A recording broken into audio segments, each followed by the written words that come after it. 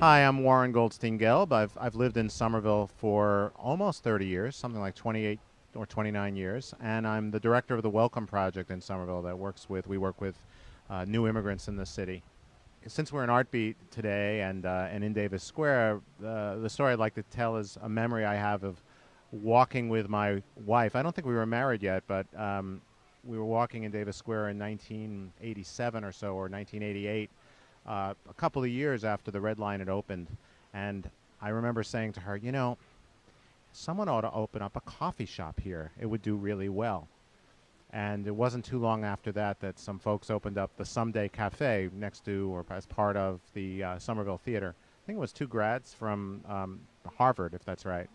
And that coffee shop, to me, its opening and its success and its demonstration that a coffee shop could do well was really the transformative moment for Davis Square. It wasn't very long after that that other coffee shops and other stores started opening here, so, as people noticed that a business could succeed.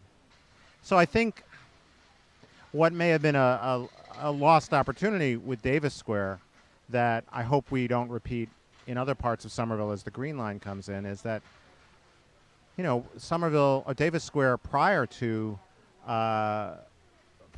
the Someday Cafe and prior to the Red Line, it was a very working class community. And what happened after the Red Line came in and after Someday came in were a lot of great things. Davis Square is a thriving, fun place to be. But also rents in the neighborhood have gone up dramatically, and businesses that were long-standing businesses in the square are no longer here.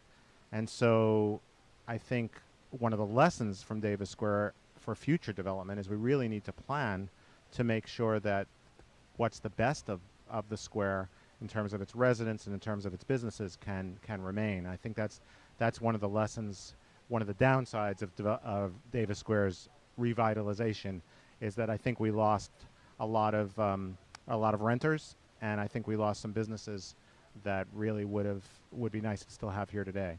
Well, I think the average income of people living near or around the square and the kinds of businesses that are opening and the clients that they're attracting they're much more affluent than the people who came here then. I think one of the success stories of Davis Square was the Somerville Theater.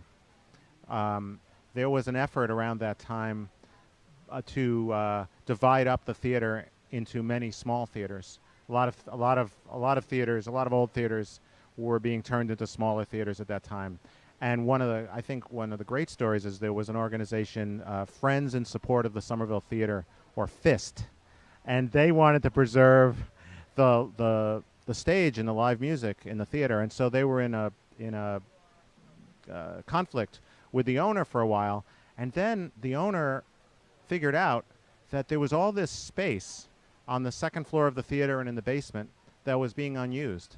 And so rather than dividing up the main theater into 6 small theaters or 4 small theaters and getting rid of the balcony, he used space in other parts of the building to create whatever number of theaters are there now and preserve the main theater. And I think that was sort of a really great example of thinking outside the box and figuring out a way that you could have smaller theaters but also preserve the musical space. And of course today that the Davis Square Theater is a really important part of the community. Okay, all right.